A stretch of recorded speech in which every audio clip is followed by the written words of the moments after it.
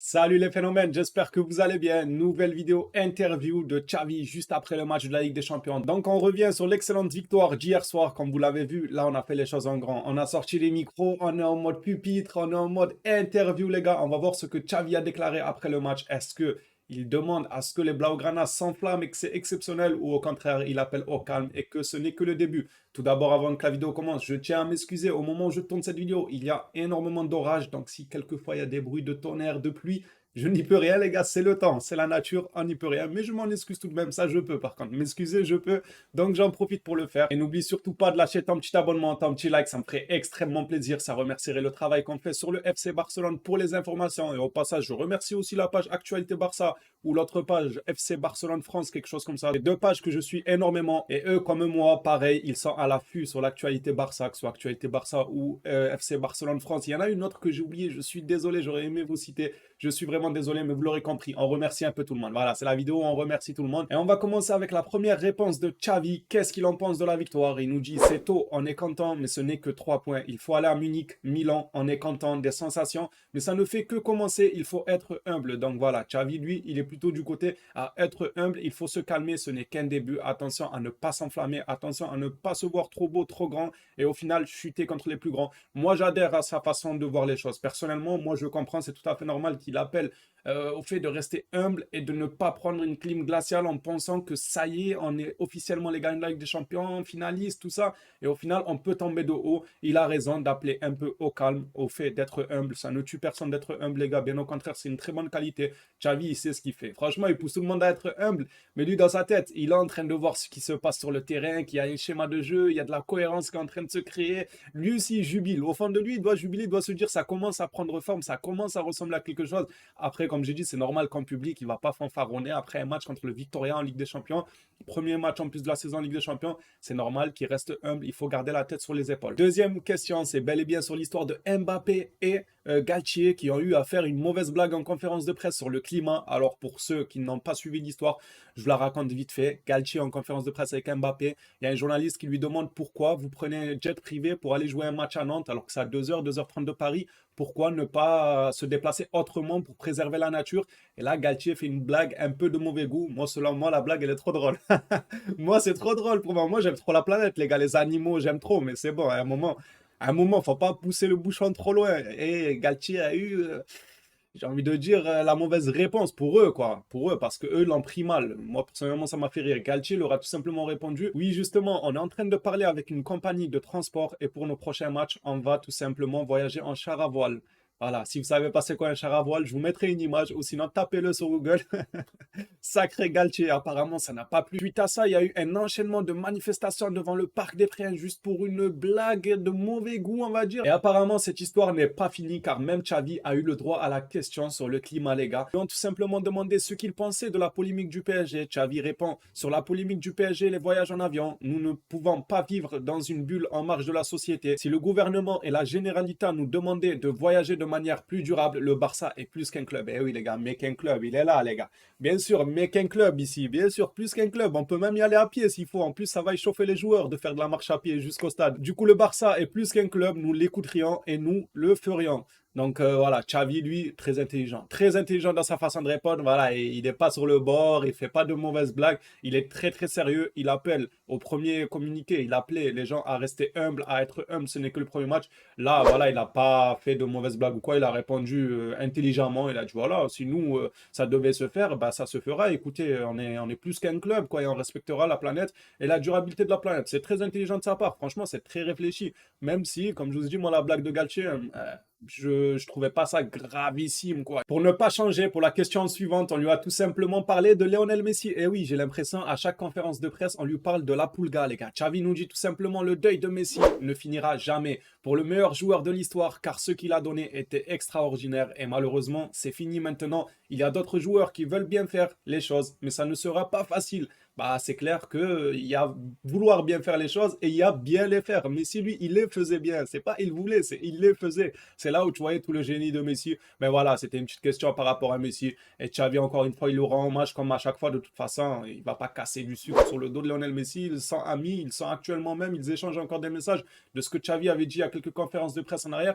Il disait qu'il était toujours en contact régulier avec Messi. Donc c'est normal, les gars. Et en plus de ça, tu peux pas casser du sucre sur le dos de Messi ou quoi, malgré qu'il soit parti. La Pulga, c'est la Pulga. Comme il dit, il a fait des trucs exceptionnels pour le Barça. Ensuite vient l'une des plus grandes questions, c'est le Bayern Munich. On lui demande si le Bayern, ça va être le grand match. Il nous dit tout simplement non. Le samedi à Cadix, on est avec des sentiments positifs, mais chaque match est un examen. Il y aura des moments qui ne seront pas si bons. On ne gagne pas toujours, mais il faut rester comme dans l'euphorie. Calme dans l'euphorie, pardon.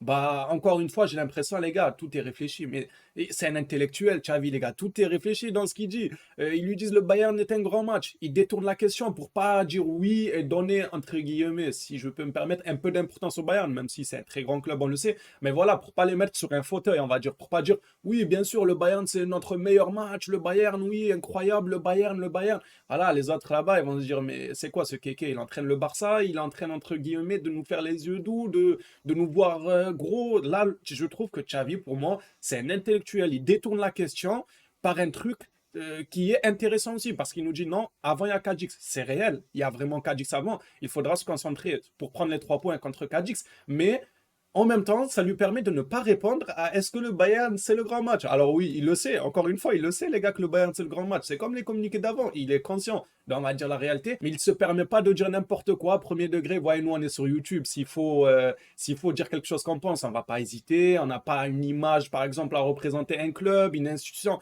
Lui, c'est Xavi, il représente une institution, il représente le Barça. Et je trouve ça très très fort dans sa façon de parler. Je sais pas vous, mais moi j'aime beaucoup sa manière de parler. Alors c'était qu'une théorie, le fait qu'il voulait pas dire oui, c'est un grand match le Bayern. Je pense qu'il le dira prochainement. Peut-être que dans l'interview après le match contre Cadix, il dira oui, maintenant il y a le grand match contre le Bayern. Peut-être. Moi c'était juste une théorie de dire il voulait pas dire ça et tout. Mais je trouve quand même ça malin de sa part d'esquiver en disant tout simplement que non, il y a Cadix et c'est très professionnel de ne pas sauter un match et de penser au prochain match, ne pas griller les étapes. Dans tous les cas, c'est un sans faute pour moi, pour Xavi sur cette conférence de presse pour l'instant. L'un des journalistes est revenu sur Lewandowski et Xavi nous dit bien sûr nous n'avons pas douté de Lewandowski, il est humble et dès le premier instant il est merveilleux en tant que personne et en tant que professionnel et il est normal que les gens soient enthousiasmés par lui. Il nous a réellement régalé lors de la première soirée de Ligue des Champions en claquant un triplé, voilà ça c'était cadeau et Xavi tout simplement il nous dit qu'il a jamais douté de Lewandowski et c'est normal, qui douterait de Lewandowski? Bien sûr qu'on ne doute pas de Lewandowski et de son talent. Il revient encore une fois sur le hat-trick de Lewandowski pour nous préciser, hat-trick pour Lewandowski aujourd'hui, mais pas seulement, il joue et il fait jouer l'équipe. Ce que j'ai eu à dire moi dans mon débrief, pour ceux qui l'ont pas vu,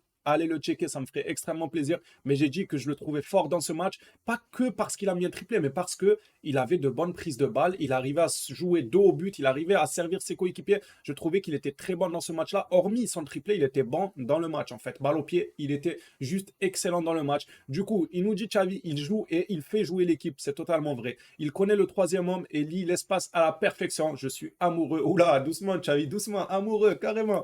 Sa signature était fantastique, ça c'est vrai, ça c'est vrai. Nous les Blaugrana, c'est encore heureux qu'elle était fantastique. On peut tous que confirmer ce que Xavi est en train de nous dire. Et là les gars, tenez-vous prêts. On lui a posé une question sur Dembélé et ce que Xavi a répondu, c'est juste énorme car bro, Dembélé, je pense quand il a dû voir ça, bah ça doit te faire chaud au cœur. Tu dois être super content que ton coach pense ça de toi. Allez, lisons ensemble. J'ai toujours vu Dembélé comme ça. Je n'ai pas vu beaucoup de joueurs avec sa capacité en 1 contre 1. Il est au niveau de Neymar. Je suis très content pour lui.